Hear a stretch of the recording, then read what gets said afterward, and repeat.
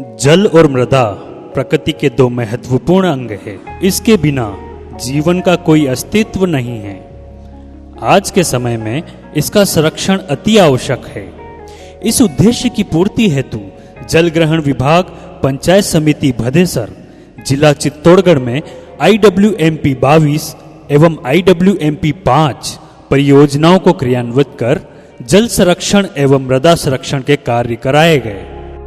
दुर्गेश प्रसाद, कनिष्ठ अभियंता जल ग्रहण भदेसर ब्लॉक में IWMP 22 कन्नौज परियोजना, इस परियोजना के अंतर्गत 25 एनीकट निर्माण, 15 MPT, CCT कार्य और स्ट्रेगर ट्रेंच कार्य कराए गए हैं तथा 14 कार्य प्रवेश बिंदु गतिविधि के भी कराए गए हैं, जिसमें पशु खेल, GLR और चबूतरा निर्माण आदि कार्य करवाए गए हैं।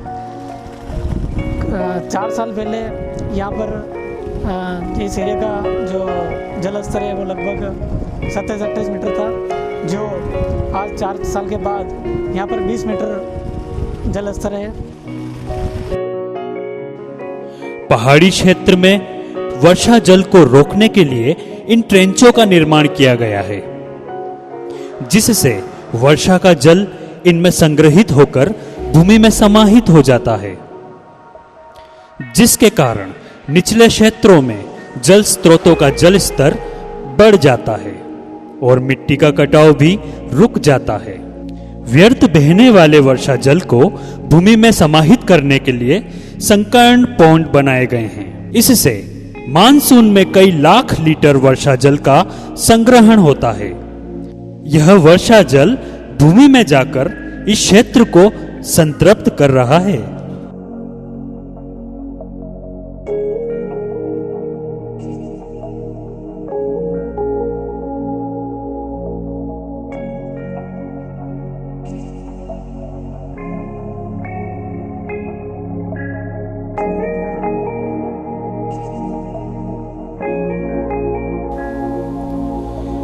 बरसात में बह जाने वाले जल को रोकना जरूरी था, जिसके लिए एनीकट निर्माण कार्य कर वर्षा जल को सहेजा गया और आज पानी से भरे तालाब और एनीकट हिलोरे मारती पानी की आवाज इनके आसपास से गुजरते लोगों का ध्यान अपनी ओर खींच लेती है।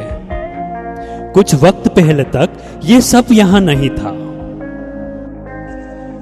ऊपर से बारिश का पानी भी व्यर्थ चला जाता था और अब यहां के आसपास के कुएं, तालाब, बावड़ियां सब लबालब दिखते हैं।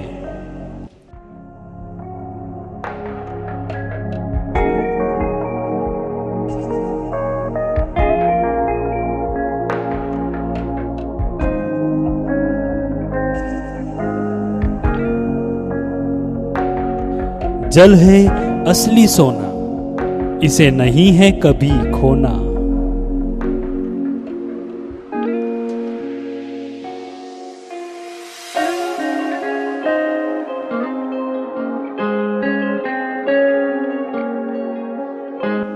ऐसे ही जल ग्रहण विभाग पंचायत समिति भदेसर जिला चित्तौड़गढ़ द्वारा ग्राम कन्नौज में अनुपयोगी भूमि पर चारागाह विकास कार्य कराया गया, जिसमें फलदार, छायादार, औषधीय आदि 600 पौधे लगाए गए। इस चारागाह से आसपास के किसानों व पंचायत की आमदनी बढ़ेगी।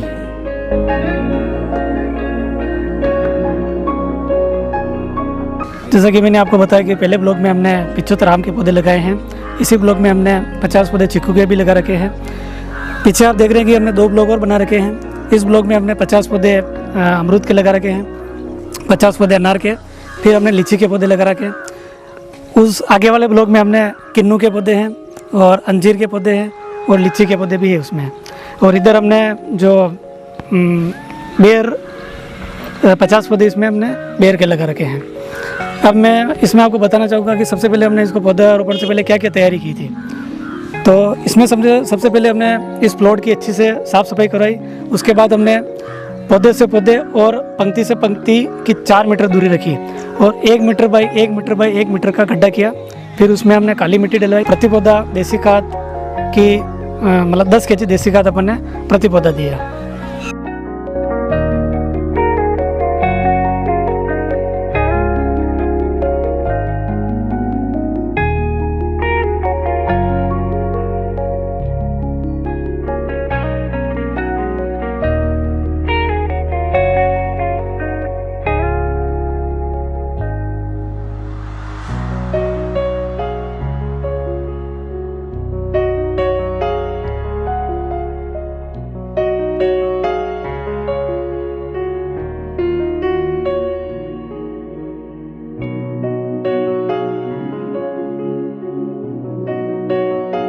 मैं शंकरलाल मुंदड़ा निवासी कन्नौज तहसील भदेसर जिला चित्तौड़गढ़ का रहने वाला हूँ। पहले यहाँ कुछ नहीं था, बंजर भूमि थी और अब यहाँ पर चारा का विकास कराने से चारा उत्पन्न हो रहा है, मवेशियों के लिए चारा उत्पन्न हो रहा है और यहाँ सोलर प्लांट से पौधे पिलाए जा रहे हैं 1 महीने से करीब और तारबंदी का कार्य भी किया गया और ये बहुत ही अच्छा कार्य किया है मतलब जल ग्रहण द्वारा।